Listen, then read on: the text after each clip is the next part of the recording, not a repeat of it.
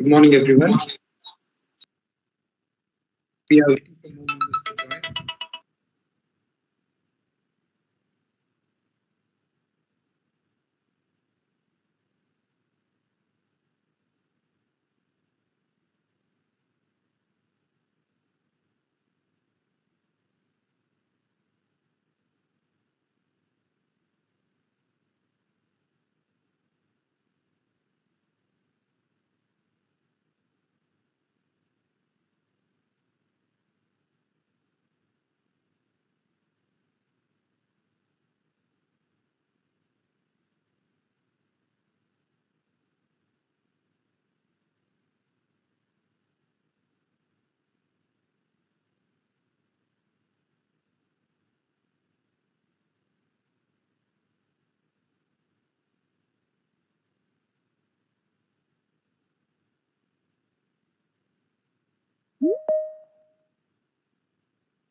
Audible, right?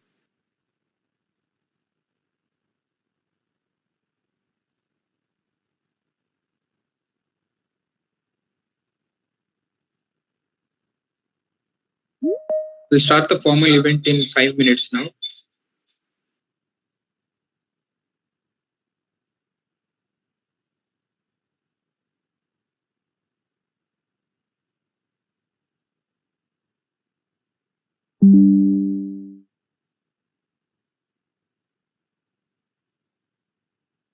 I once again request all the participants to fill the Google Forms so that you get your participant certificates by today evening.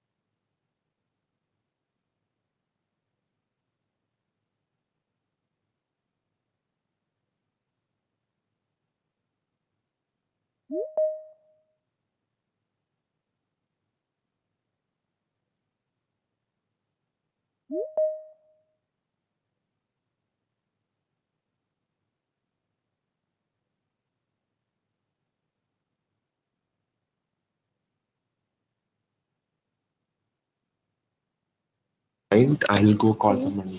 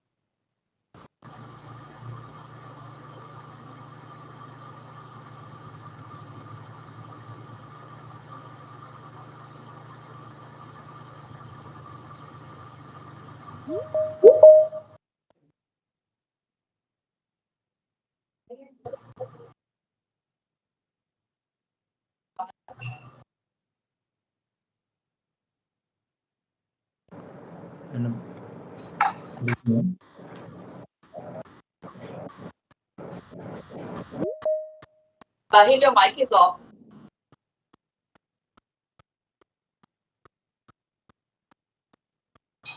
I request all the participants to the camera.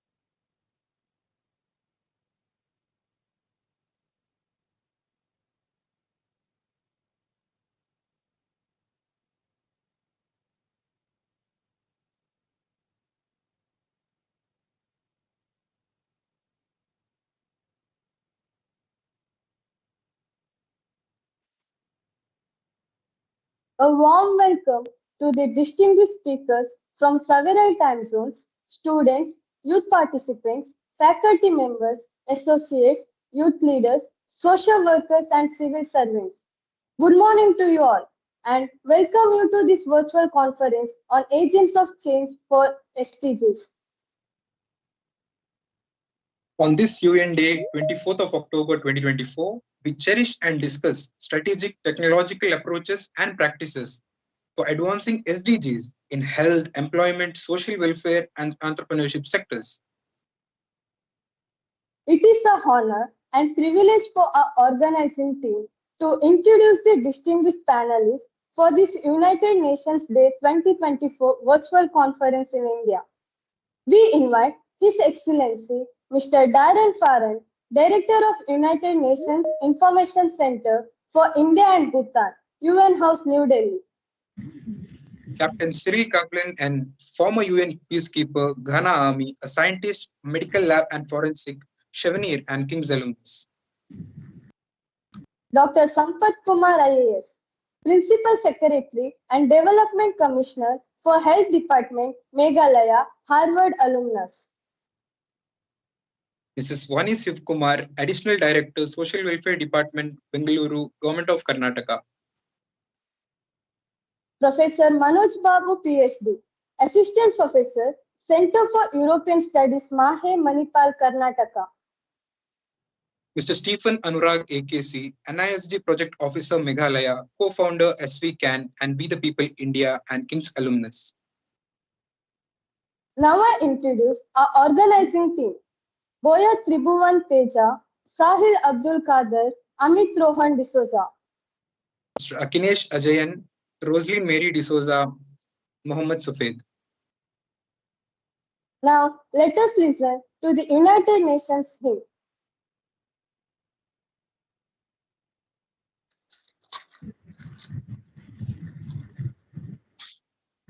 Good morning, everyone. Happy UN Day. We are 79 years young today. It's great to be with you. I'd like to, well, we should all be celebrating. I work at the UN, but the UN belongs to all of us. So it's a day of celebration for everyone. I'd like to thank the Sahil, Stephen, and the others for inviting me today. And I'd like to thank the co-organisers. Yes, we can. We the People India Trust and the King's College London alumni community in Hyderabad as well. And I'd like to acknowledge all the excellent fellow panelists here today.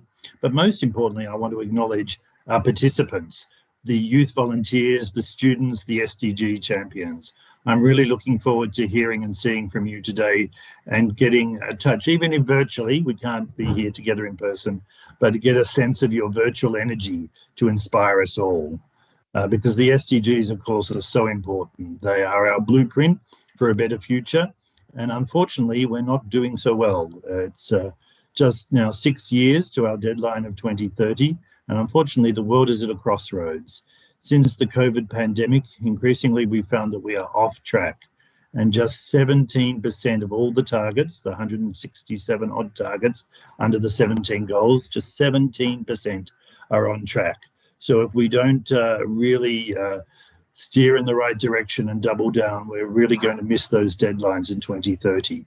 So that's why it's really important to hear from you about what you're doing at the local level and how we can scale it up to try and achieve the SDGs. Because I think one of the lessons which you already have learned, but is a lesson that bears repeating, is that the SDGs belong to all of us, of course, as recipients, but the responsibility for them belongs to all of us. We can't just leave it to our governments to do.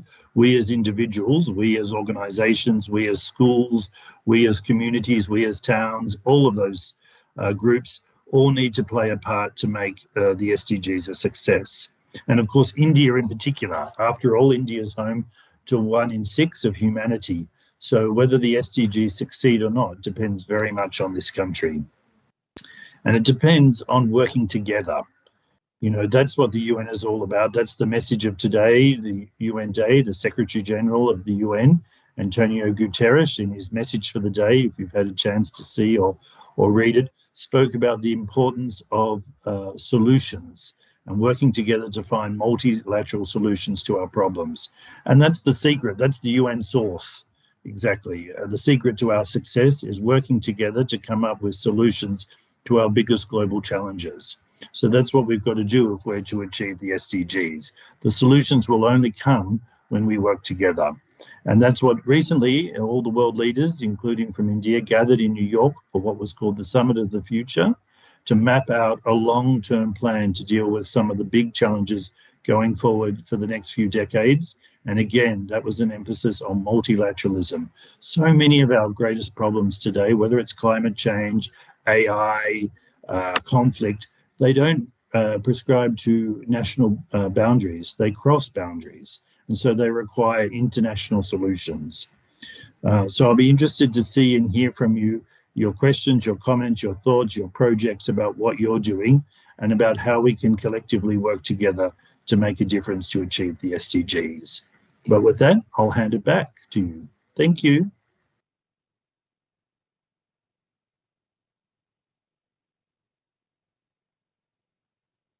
Thank you.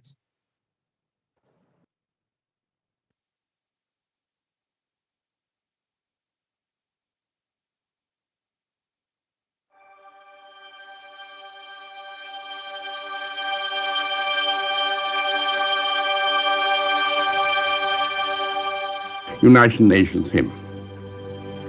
Eagerly musician, sweep your string, elative, optative, so we may sing, our several voices interblending, playfully contending, not interfering, but co-inhering. For all within the cincture of the sound is holy ground, where all are brothers, none faceless others. Let mortals beware of words, for with words we lie, can say peace when we mean war, foul thoughts speak fair and promise falsely. But song is true.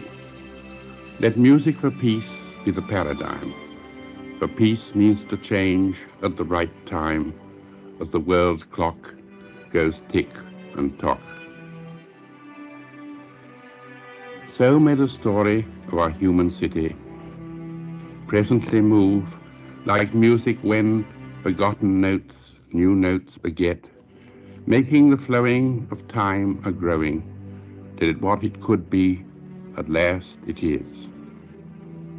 Where even sadness is a form of gladness, where faith is freedom, grace, and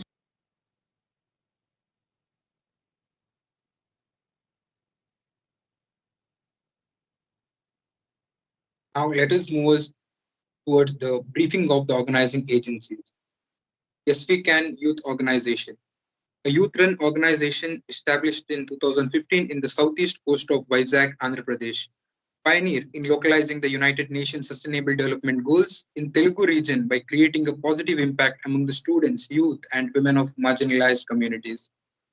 With 3,000 plus youth, 1,500 plus students, and 4 SDG labs, 10 plus such as International Fleet Review, conventions, BRICS Summit, MUNs, youth parliaments, 25 plus community engagement, paralegal literacy, and girl student capacity building projects. Yes, we can stands tall as a lighthouse empowering the stories of unsung heroes through youth civic engagement, advocating adventure and scientific temper.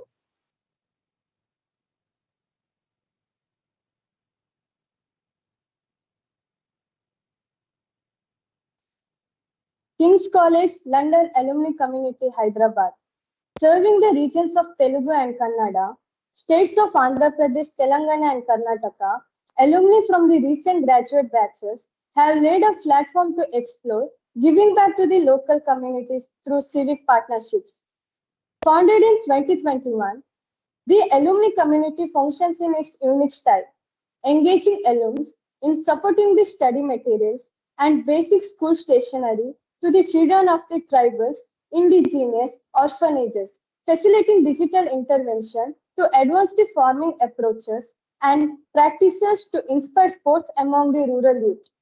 This is one of the most vibrant UK alumni groups in India, composed of senior bureaucrats, quasi-government personnel, entrepreneurs, and private sector employees. We the People India Trust, a sister concern of SVCAN. In 2023, at the southwest coast city of Mangalore, a group of students in law, political science, and philosophy commenced this trust. As a non-profit trust, registered under ATG 12A exemption, the motive of this organization encircles advocating socio-economic, political and environmental acumen among the rural women and youth. Not promoting a political ideology or a party, the trust envisions to empower women participation in the rural and semi-urban governance through capacity building, Planet 50 by 2030.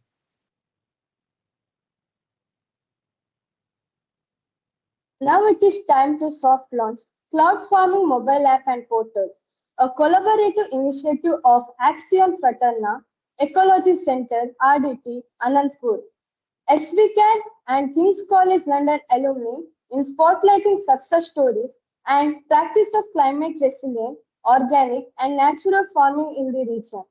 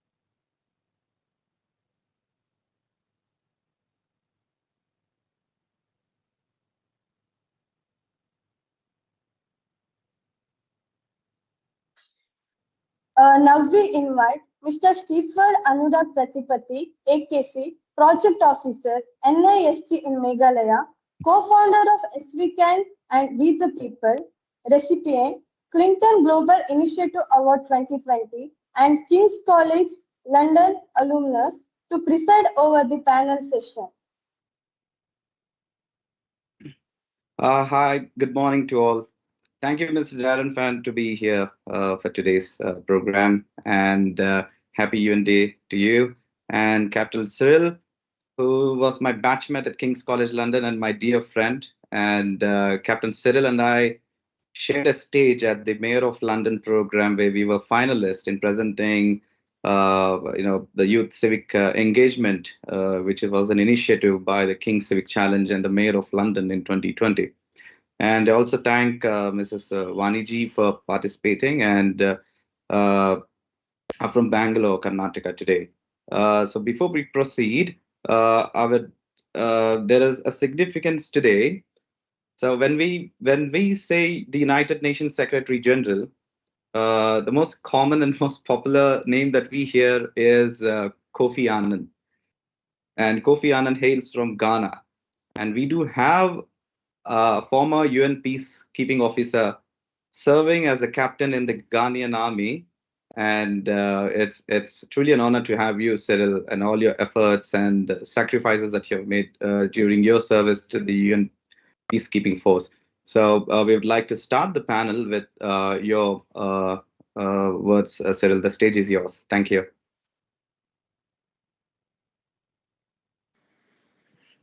Yes, thank you very much, Stephen. Please, I hope you can hear me. Yes. And also thank you, Mr. Darrin. That was a very, very strong worded presentation, introduction you gave us in the initial moment. So like Stephen said, indeed, when you mentioned the United Nations, one common name that comes to mind is Kofi Annan. And growing up for some of us, Kofi Annan was more than a mentor. He was somebody we all looked up to. So in my early years of education, during my university days, I decided to join the Model United Nations, where I got to learn about how the UN works, the various organs of the UN, its operations, the General Assembly, among other things. But today, as we reflect on the anniversary of the United Nations, I want to share my experience as a millennial first, and secondly, also for the Gen Zs that are listening to us. But one thing that I find very interesting is that how impactful collaboration and technology can help us, the young people, tackle complex challenges in our various society. For example, me working in the hospital, I have seen how molecular technologies are helping us ensure blood safe transfusion, for example. In peacekeeping, we see how teamwork and using the right tools are being essential to success. So for us as young people, this is the potential for us to unite, come together around common goals and make even broader impact. In my time as a peacekeeper, I saw the power of community support and using digital tools in reaching the most vulnerable people in South Sudan, specifically in Lier, which is located in the Unity State. So we saw young people combining their knowledge and passion to enhance humanitarian efforts. So as we celebrate this event, there are one or two questions I want us to reminisce on. For example, is it possible for us as young people to develop apps to improve aid distribution or use social media to raise awareness on mental health? I feel like doing this engagement, we can help the United Nations to create more inclusive societies. And more importantly, how can we ensure that no one totally is left behind in this digital age? On the economic front, we can encourage entrepreneurship, which we know creates avenues for young people to collaborate. In Africa, for example, we are seeing a lot of young entrepreneurs coming up, using digital technologies to empower communities and drive economic change. So when we are using digital platforms, we can support small-scale farmers, we can give people the right tools to better their lives.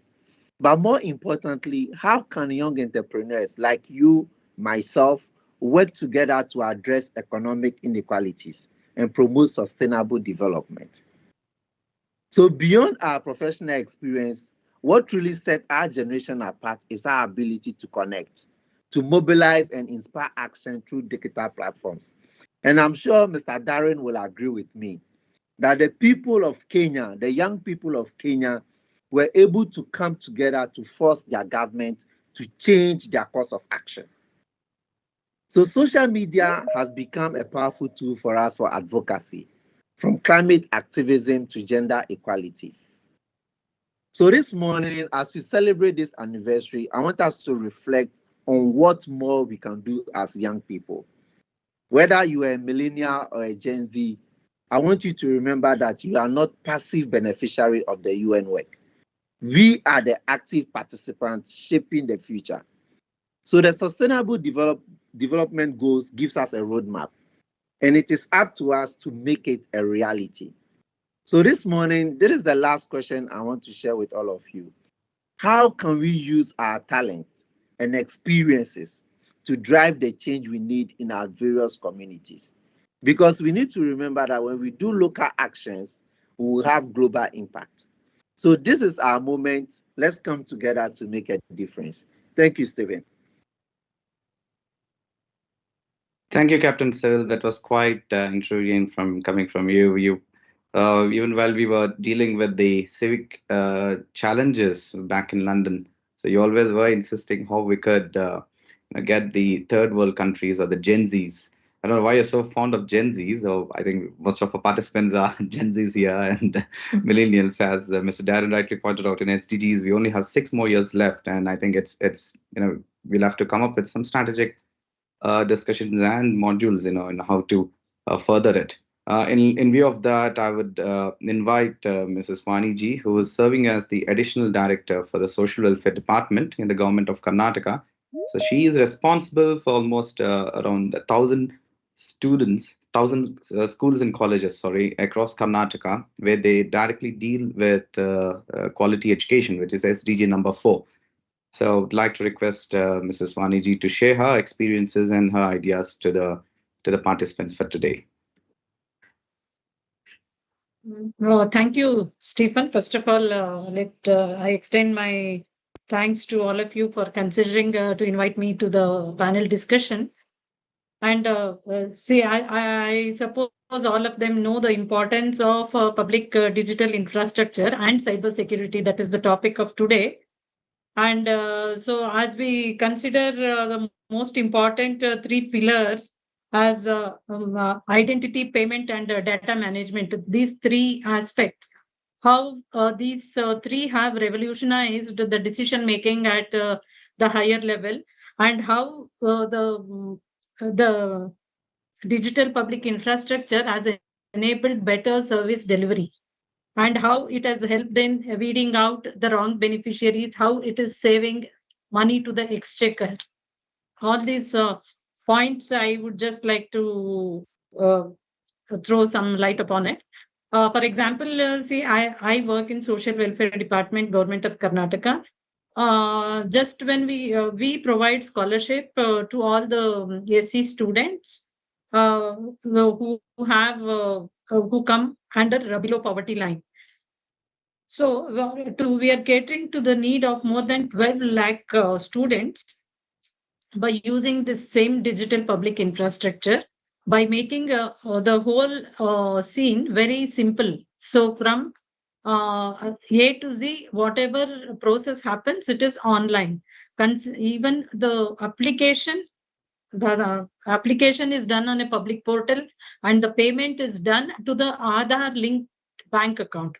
So through all this, the whole system is enabled in such a way that money is paid in time, scholarship is paid in time, and to the right beneficiary, and without any difficulty in application and receiving the benefit. So this is the revolution that public digital infrastructure has created. And today's youth, they can benefit out of it. And also, this is one example I just said. Similarly, when we think of UPI, more than 75% of the retail payments are happening through UPI. And 1.1% of the GDP is saved because of this digital transactions, and that loopholes are plugged by this digital payments. So these are all the benefits. Still there is a gap in what we can look for and where we are. So our youth can, youth of today who are listening can come out with their own creative ideas, like how the whole parallel systems, like education system has its own digital infrastructure, and a health system has its own digital infrastructure. There is somewhere we need to create that collaboration and the synergy that is required. So youth of today can think of those lines. And another major issue what we are hearing of in this public digital infrastructure is with regard to cyber security. Like every time, like how we have all the laws in place already, but we see that it is not being used by all people because of lack of education on that existing act. So our youth of today can enable more of IEC activities to attain these sustainable development goals, which is the aim of all these SDG labs. So that's what I suppose, as per one survey, less than 16% of the people who use the data, who are only aware of the existing act. So being aware of it is one thing, and how we make use of it when we share our data is another thing. So how we can come out with apps which enable people to learn more about cyber security.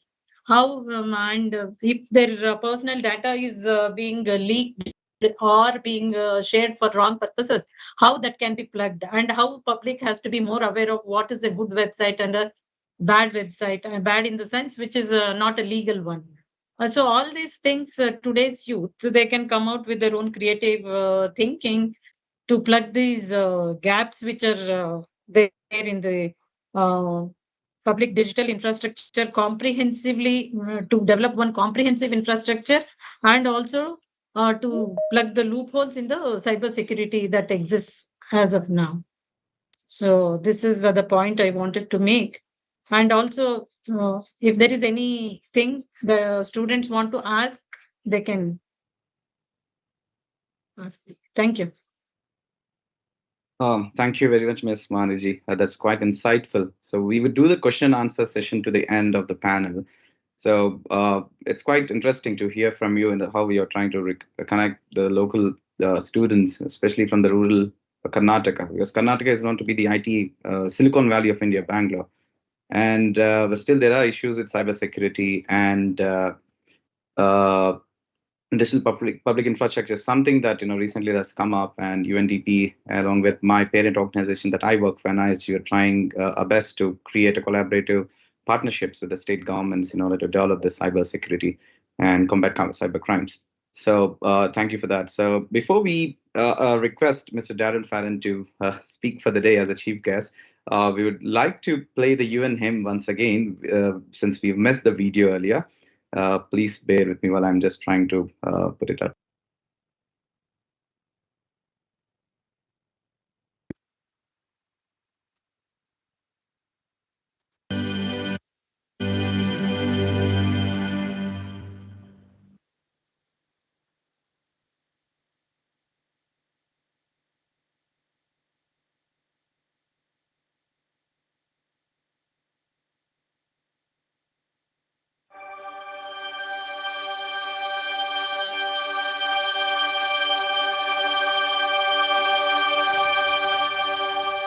United Nations hymn.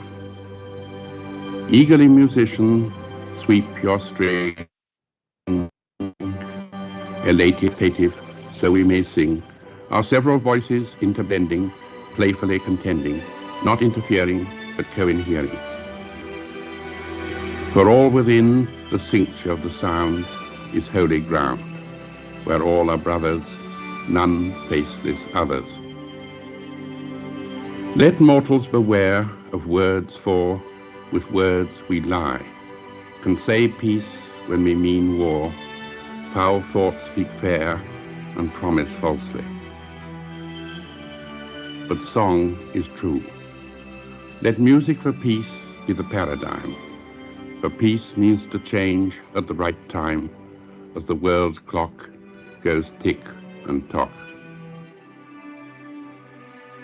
So may the story of our human city presently move like music when forgotten notes new notes beget, making the flowing of time a growing, till what it could be at last it is, where even sadness is a form of gladness, where faith is freedom, grace and surprise.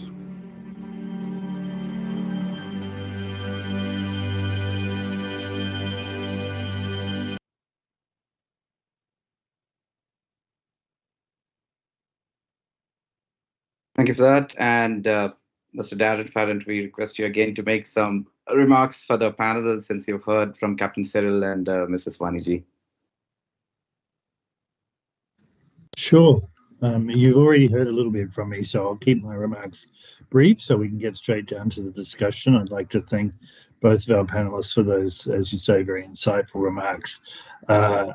One thing I was amused by, there was a lot of discussion about Gen Z and millennial. Well, speaking as a Gen Xer myself, we also feel the importance and the need to play an important role in the SDGs, but it speaks to the point, I come from a generation where technology wasn't as strong. And so, these days we have a sort of a tech-first generation, a really tech-savvy audience here today. So I think that's going to be really important to understand how can we harness that for good. I mentioned AI earlier.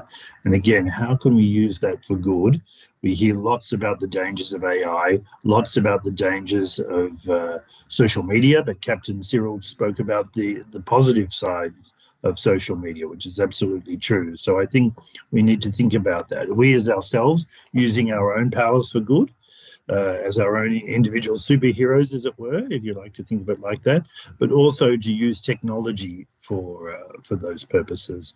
And the other point made by my fellow panelists there from Karnataka, I'd like to acknowledge is in regards to connecting the local with the global, which is what I heard.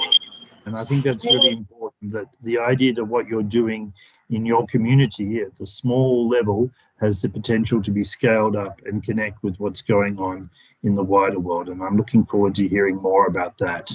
The projects that are being done at a state or even a local level have an importance and an impact beyond those boundaries. Great. Thank you, Mr. Darrin. We now move ahead with the question and answer session. So before that, we'd like to briefly present a short video on one of the SDGs that we are trying to materialize in Anantapur near Bangalore. I request Dr. Y.V. Mallareddy Garu to please give his remarks.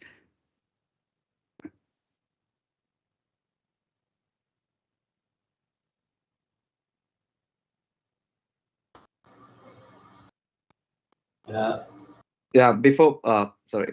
Y.V. Mallareddy, he is the director for a Spanish-led NGO, RDT, and he runs the Accent Fraterna. It's an ecology center based in Anantapur, the second most drought-prone area in India. So it's quite closer to Bangalore. They've been almost facilitating for more than 12,000 families for almost 70 years now in and around Anantapur region. So our alumni community and with our NGO support, we have jointly, we're going to launch today an application and a portal where we would be recording the stories, success stories and practices of organic farming, natural farming, and climate resilient practices that is being promoted by Ecology Center in Anantapur. So I would like to invite Dr. Y.V. Mallareddy Garu to just throw some light on that. Thank you, Stephen. I really don't have much to say except to appreciate that, yes, natural farming is a very, very important agenda of the day, not only for our organization, it is also for the whole world. United Nations itself is very keen on really changing the paradigm of agriculture to more ecologically friendly, what we call nowadays agroecology paradigm of agriculture, where we do away the agrochemicals and also the poisonous food production and so on, because this is a very important agenda that we are pursuing for some years. And there are lots of farmers who are practicing it, and then of course lots more have to really start working towards that. So in the app that you have developed by your team, we really appreciate it, and then we will be able to really showcase some of our good experiences of farmers in that app, and then we will be able to let the world know what is happening with organic farming or natural farming in Anantapur, which is a very remote place in India. So I really appreciate your effort, and then I really congratulate everybody. And then on this day of UN, actually this is important that you are celebrating this day. I really appreciate the efforts of our young team. Yes, we can keep, and Stephen particularly. Thank you very much.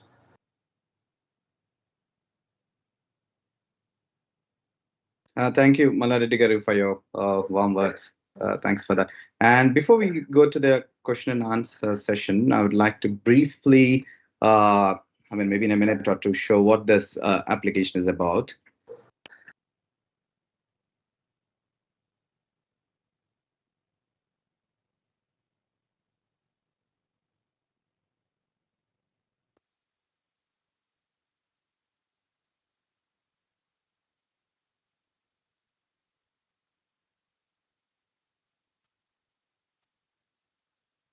Sal, is the screen visible? No, sir. Oh.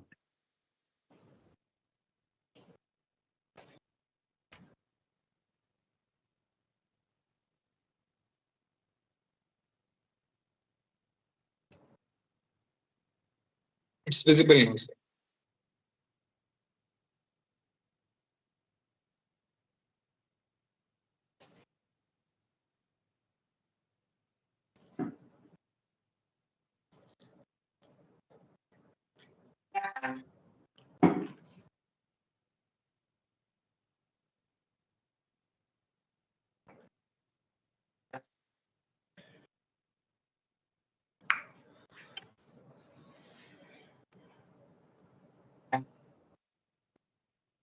Well,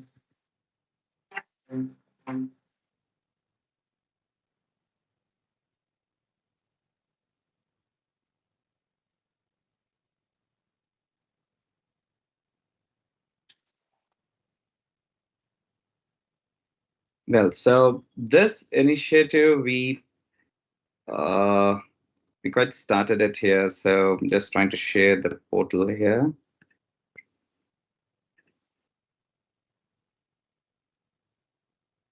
Right. I hope the screen is visible again. Cyrille? Yes, it is. Yeah. So Yes, sir, it is. what we're trying to do is we named it as cloud farming. So that's so it doesn't really. I mean, it also implies it's from there the rain descends, but also means we are trying to collate all the stories and the farm practices, and we're trying to develop a database of all the farmers who are into organic, climate resilient practices and natural farming. So where do we store the data? We usually say cloud storage. So that's why we named the program as cloud farming. And so this website is available, the app is available, where you can actually go through the productivity, the yield across the countries and the rankings within India. And also, so these are some demo stories that we're coming up with, and where we would like to spotlight the stories of the farmers who are into sectoral farming. So this is a small initiative that we have come up with, and we are also trying to spotlight the unsung warriors who have been helping us with the program here.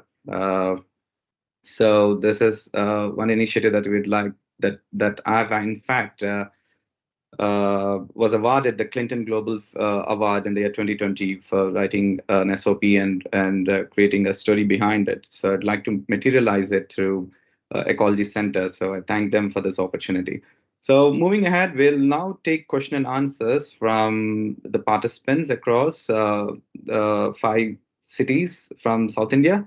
So if anyone would like to have a question and any specific question directed to the panelists, if you could please raise the button, raise hand button, it would be helpful for us to turn on the mic for you.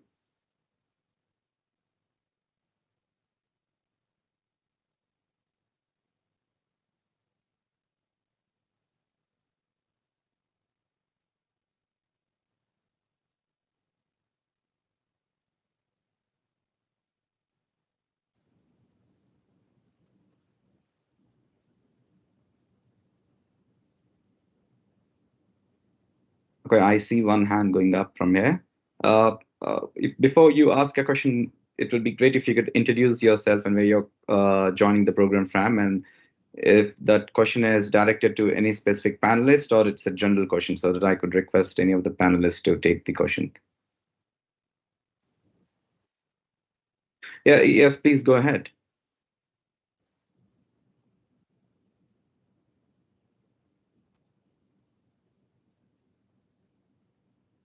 Sorry, we don't hear you. I mean, I think, can anyone else hear the child speaking?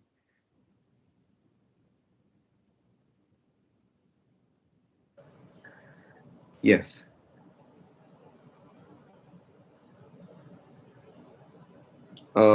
Still we can't hear you, sorry.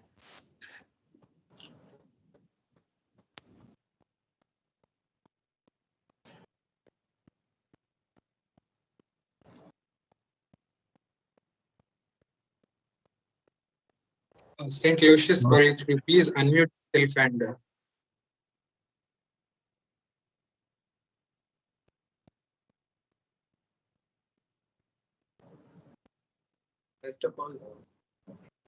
First of all, happy UN Day to everybody else. And my question is general question, and I want Darrin's comments on this. Why India and other global South nations are not yet holding a UNSC seat, despite being among the top-ranked economies and being like having a huge chunk of population? I'm from Central. Thank you for that. Thanks for the question. I think, Mr. Darrin, that question is directed for you to be. Yes, sir. I couldn't catch all of what was said. Could you repeat it, please? Yeah, could you please repeat that from BCA Lab? Yeah. And where is the lab? Where are you calling in from? Yeah. Please introduce yourself. Thank you. I'm Surya Kiran. I'm from St. Aloysius University, Meghalaya. St. Aloysius University. Okay, the question was like, why India and other global South nations are not yet holding a UNSC seat despite being ranked among the top economies of the world and having a huge chunk of population. So why is India and other global South nations not yet achieved the SDGs despite having, what was it? Despite being among the top ranked economies and having a huge chunk of population. Okay. So why they have not secured a seat in the UN Security Council? That's what your question is. Security Council. Why? Okay, sure. So as you know, this is an important and ongoing debate about the Security Council, which I'm sure I don't have to give you the chapter and verse that you know.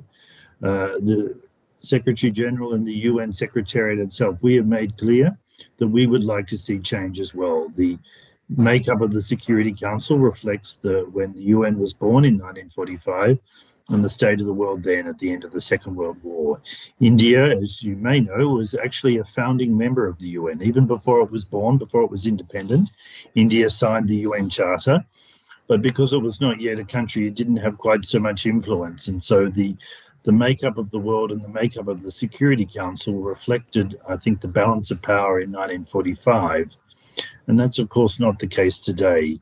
So we see, a 15-member council with 5 permanent members that was very much the making of its time, and now it needs to be reformed. And there's global recognition that it needs to change, but there is an agreement on what the new look council would be.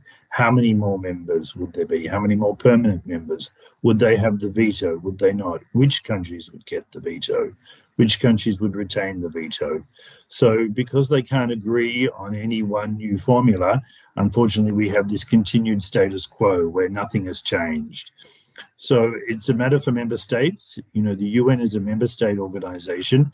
We take our guidance, our instructions from what our member states tell us, and it's up to them to come to a conclusion, to work together to find a solution about reform of the Security Council, but also reform of other institutions like the World Bank and the International Monetary Fund to make them more reflective of the balance of power today.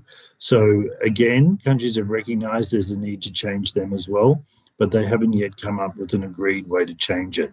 So it'll be up to those countries, including India, to keep thrashing that out. And we look forward and hope very soon that,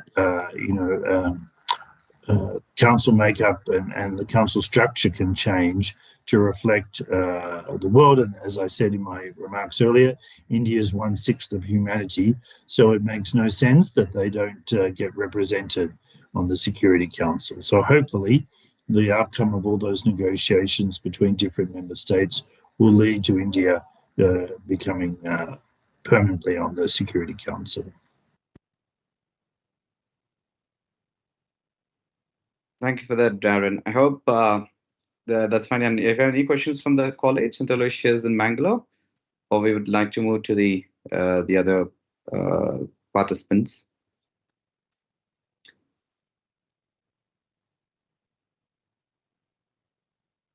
I'm Dr. Joyce Lobo, and my question is to Dr. Mala. It's a beautiful initiative that you have taken on cloud farming, especially given that due to climate change, we have problems which also include food security. How can students, we have a lot of youngsters participating here, how can youngsters or students become part of this initiative to disseminate knowledge or practices amongst the farmers? At least the kind of role that they can play.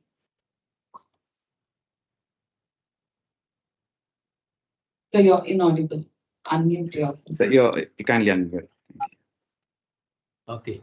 Thank you for the question. It is, I think, the youth that have the metal really to change the whole world, and also particularly this kind of farming systems where nature is nature-friendly farming systems have to be really talked about, discussed about, and then spread across the societies and nations. I think that's very, very important. So now climate change is really happening much faster than what the whole world and the scientists have thought about. And the climate change has really been topsy-turvying the agriculture particularly. And all the more now urgent and important that we really turn the agriculture to more nature-friendly, and also we mitigate and also adapt to the changing climatic conditions.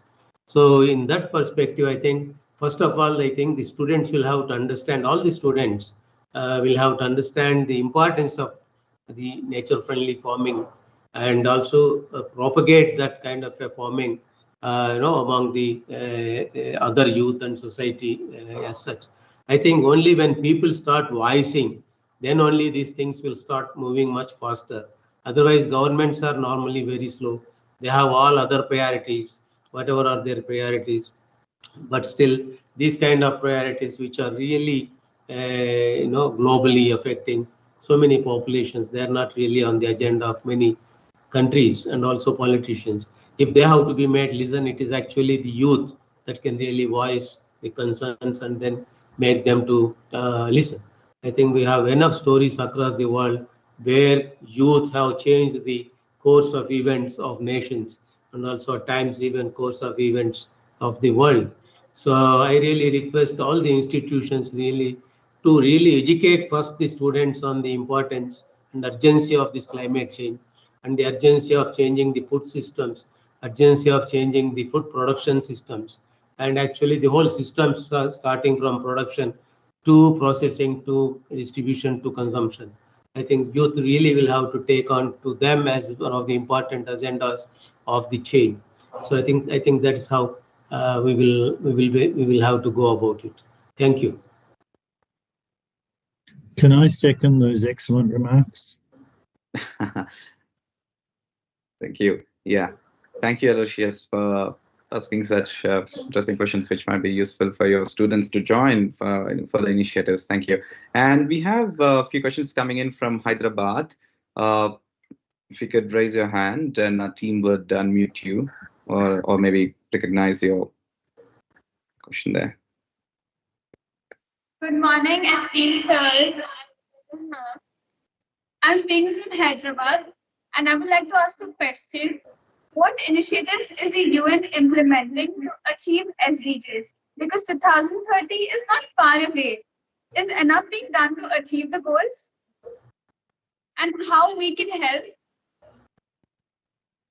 Thank you for that question. I get asked that last question a lot. Let me take the first one.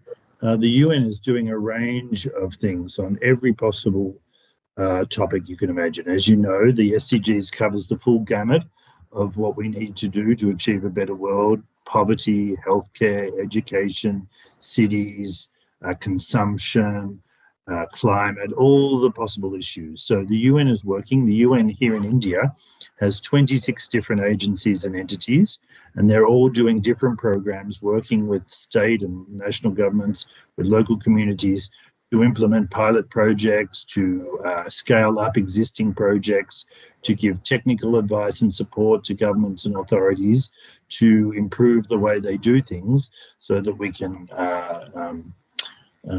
make a difference. Just one cool thing I heard about recently was a project by one of our agencies where they have the best way to describe it is an ATM, but for grain. So for people in certain areas who need access to grain, they can get very easy, going to the ATM, but instead of withdrawing money, you withdraw grain, and you use that obviously for your crops. So that's just a simple example, a very recent one, of how we're making a difference. In other ways, we're doing lots of programs to tackle gender-based violence and to also empower women entrepreneurs. We're working with LGBT plus communities as well to empower them. as well as people in the northeast and other underserved areas. All of these, hopefully, it's not enough. More can definitely be done. More can be done by us at the UN. More can be done by the government, the private sector, individuals as well. So that's why events like today are really important to sound the alarm and really, hopefully, build momentum in that fashion. To follow on from some of the earlier comments, we encourage you, obviously, to raise your voice. Raise it so loud that the authorities can't help but listen to you. Don't feel that you have to keep persevering, and so even if you feel you're screaming, speak even louder and keep speaking, because otherwise, we won't get the change we need. Don't be afraid to speak up. Thank you. Thank you so much. I think she's gonna jump over the now. She's so well with that. Yeah. We have another student joining in from there. Yeah. Thank you. Please go ahead and please introduce yourself and where you're calling from. Thank you. Good morning, dignitaries. I am Vani, speaking from Hyderabad, India. Excellent Shine Freedom School. My question is, as children ourselves, we are worried about the lives of civilians and especially children in the vulnerable areas of Gaza and Ukraine.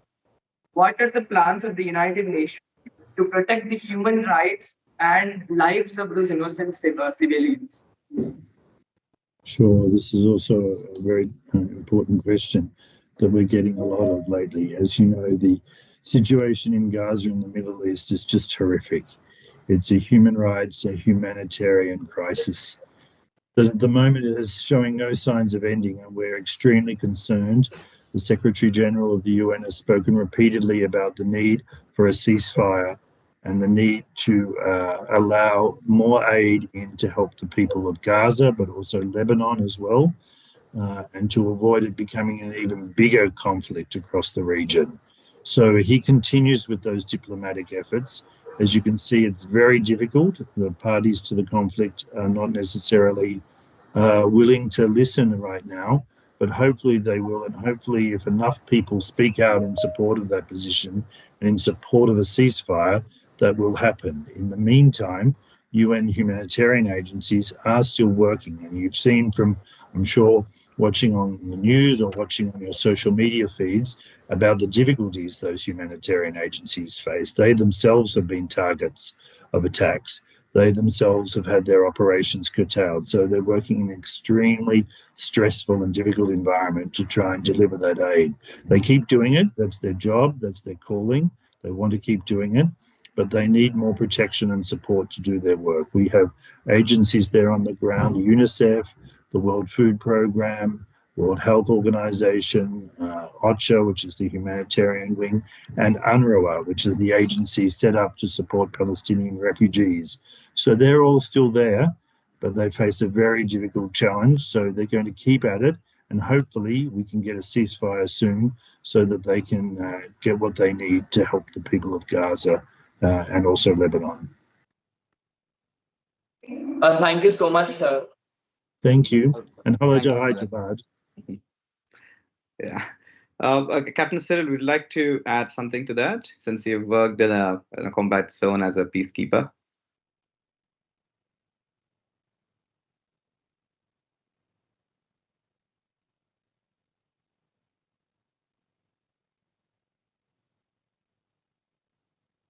May you please unmute your mic, Captain?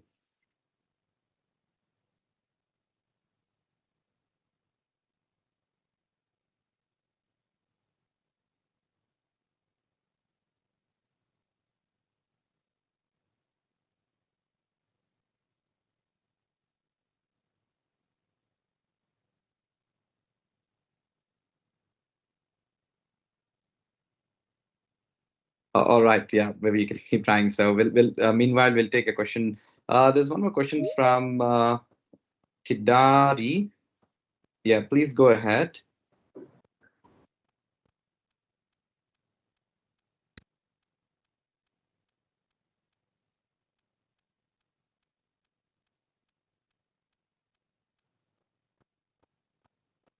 We have a question. We're going to take only two more questions. We have one Kidari. Yeah. Good morning. My name is Nashri. Good morning, Darrin. My name is Hemashri and I'm from Extension School. And I would like to pose a question. As change makers, what suggestions would you give us to bring about change when it is more meaningful and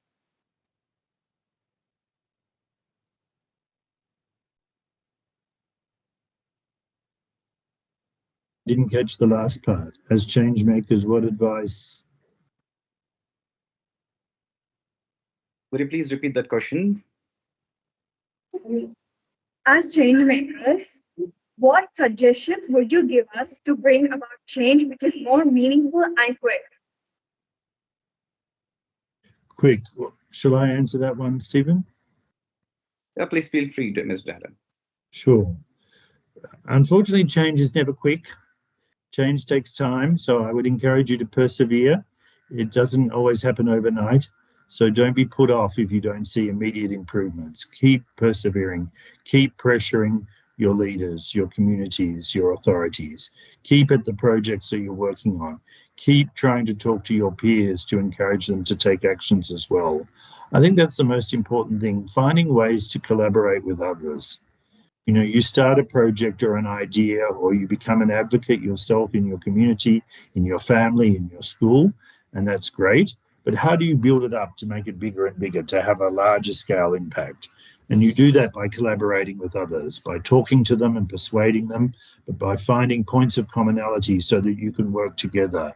Think about how you can work with people from different schools, from different towns, from different states, from different communities and backgrounds on things that you have in common, on projects you could work together, on a pilot initiative you could do together, on ways you could work together on social media to promote an important cause.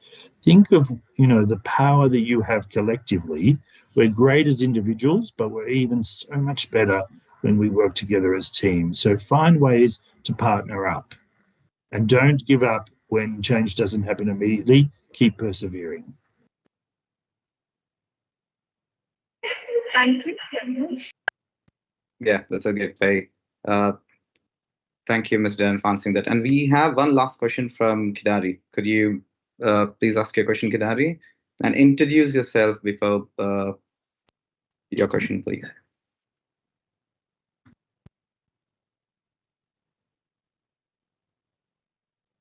Could you please turn on your mic?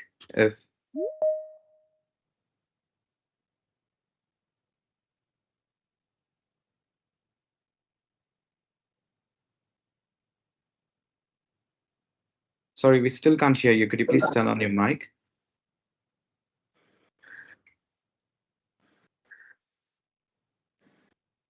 Okay.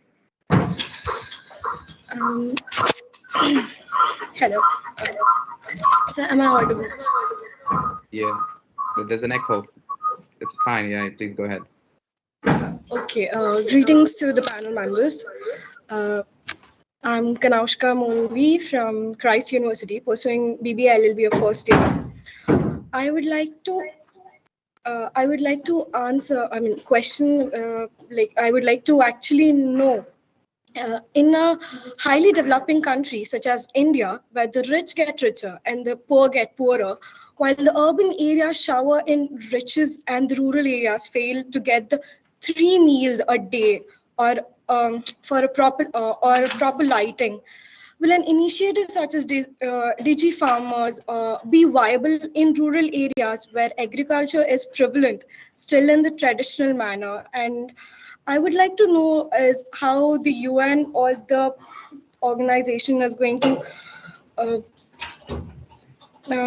do the same. I mean, with respect to the same, implement and improvise this. Who would like to direct that question to Ms. Kidari? I would like. This is to the entire panel. I would be happy with answer from anyone.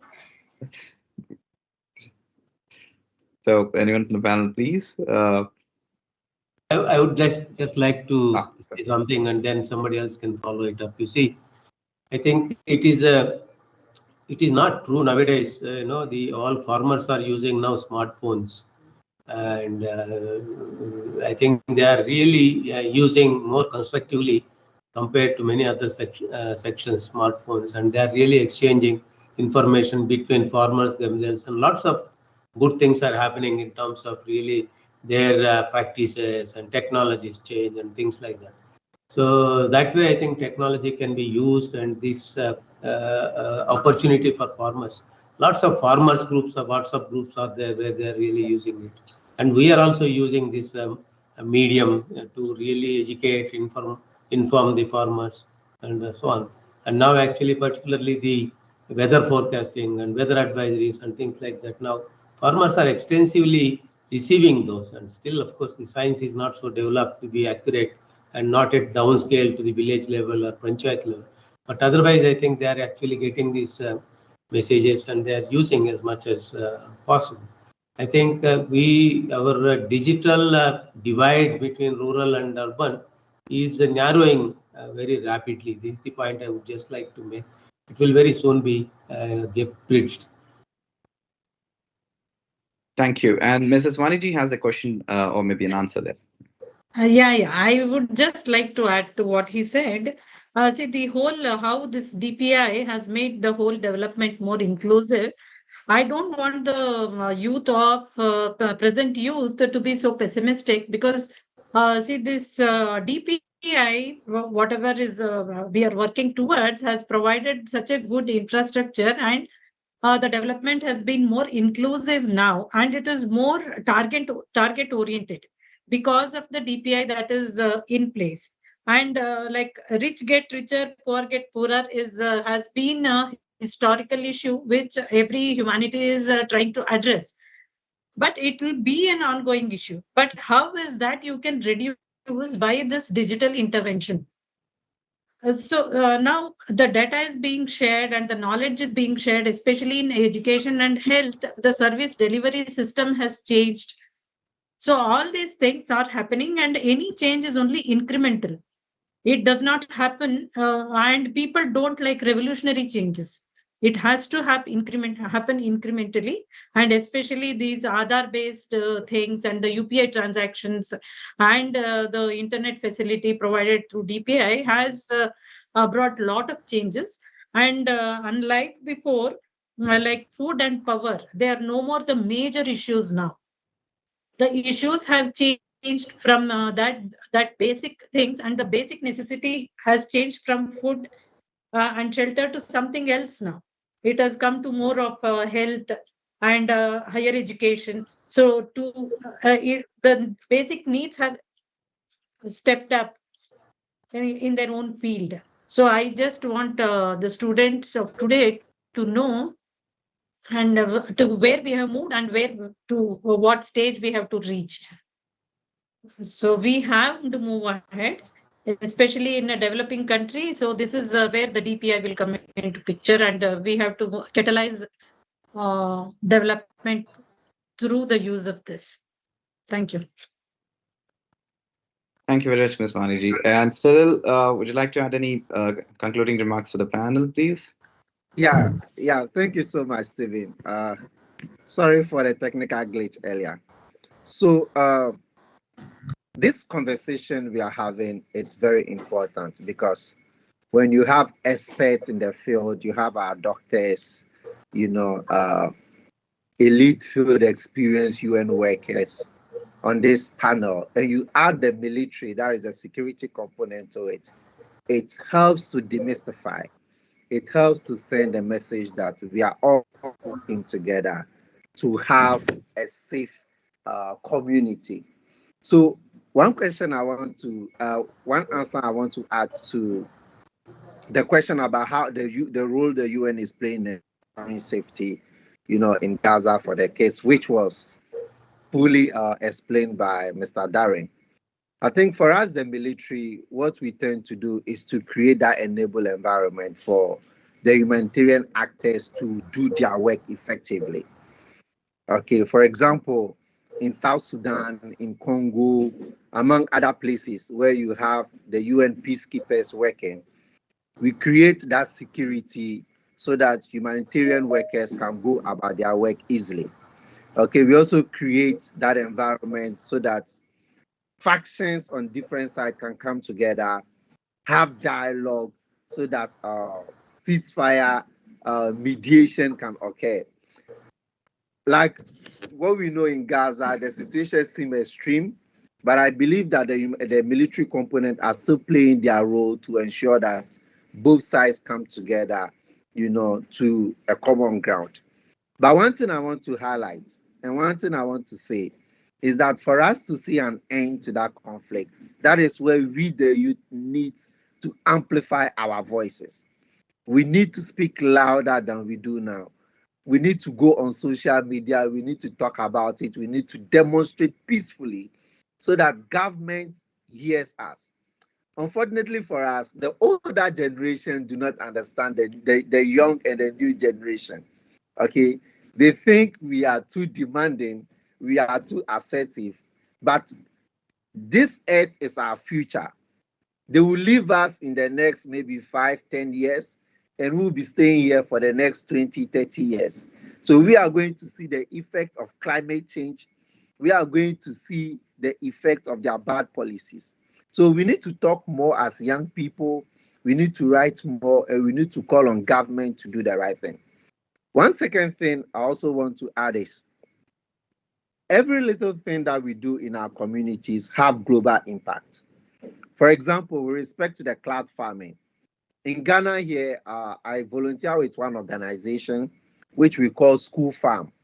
So what we do is that we go to the high schools and we take about 1 acre of land in the school, okay, so that the school can cultivate vegetables. Okay, so instead of the school going to purchase onions or tomatoes or pepper, we teach the students how to grow pepper in their own schools so that when the pepper is ripe, they can use it for their nutrition. Okay, so we have about 10 schools and we are scaling it up this year. Now we've had a municipal assembly coming in to partner with us for us to implement the school farm project in all the schools in the assembly.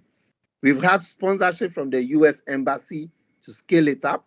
So I want to share with you, Stephen, maybe I can partner you, I can collaborate this partnership between these two organizations so that young people or students in India will also benefit from your cloud farming initiative. Okay, so let's keep doing what we are doing, young people. Do not be afraid of the military. We are your friends and we are there to protect you. So let's work together to make sure that we meet our SDGs. Thank you so much. Thank you for that, Cyrille, and thank you for that offer. We'll certainly look forward to it. So with this, we end the panel, and I request Dr. Manoj Babu, who's an assistant professor for European Studies at Manipal, to give the concluding remarks and propose a vote of thanks. A very good afternoon, and UN Day wishes to everyone. On behalf of We the People India and SVKN organization, I take a great pleasure to propose a vote of thanks on the occasion of UN Day virtual conference on Agents of Changes for Sustainable Development Goals. First and foremost, we would like to thank Mr. Darrin, Director, United Nations Information Center for India and Bhutan, for enlightening us on the occasion of UN Day and particularly empowering young minds gathered here. Also, throwing his valuable insights on reformation of UN Security Council seat and balance of power. Thank you, Mr. Darrin, for your valuable presence and patience. And also, we would like to thank Captain Cyrille, Ghanaian Army, for sharing with us your practical experience and addressing the young minds and encouraging them in entrepreneurship world. Also reminding the young forces together how they can contribute to the sustainable development goals in near future. Thank you, Captain Cyrille.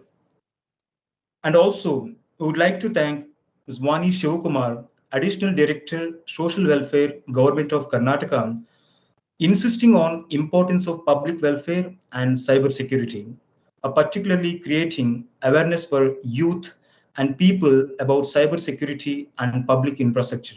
Thank you very much, ma'am, for your presence. And also, we would like to thank Mallareddy Garu for being with us and sharing the excellent innovative initiatives and highlighting the importance of climate change in the current global scenario. And also, we thank students and faculty members from various schools and colleges and universities for joining with us on this particular occasion. Particularly, we'd like to thank Excellencia Group of Schools and Junior Colleges, Hyderabad, and St. Aloysius deemed to be University, Mangalore, SDM Law College, Mangalore, and Mary Stella College, Vijayawada, Christ Law College, Pune, Central University of Andhra Pradesh, and Central University of Pondicherry. And also, we would like to thank Yava London, Fly Graduate Hyderabad, and Meridian Concepts and Strategies, Anantapur, for supporting this event. Finally, we would like to thank our team and co-founder, Stephen Anurag, NISG, for his innovative ideas on organizing such research and academic interactions. Thank you, Stephen, for introducing us to all these esteemed panel members. And also would like to thank our organizing team, Sahil, Roslyn, Akinesh, Sufaid, and Amit Rohan, for their enthusiasm and interest in promoting SDGs. Finally, maintain peace, protect peace, promote peace. Thank you and Jai Hind. Thank you, Dr. Manoj Burga, for your enlightening word of thanks. Though you come from, he's teaching European studies, so he's more a fan of an European Union and the Council of Europe. So, but thanks to you. And I think with this, we end the virtual conference on SDGs, Agents of Change. Thank you once again, and have a lovely day ahead. And once again, a happy UN Day to you all. Thank you. Thank you. Thank you. Happy UN Day. Thank you very much. Thank you. Happy UN Day. Thank you. Thank you.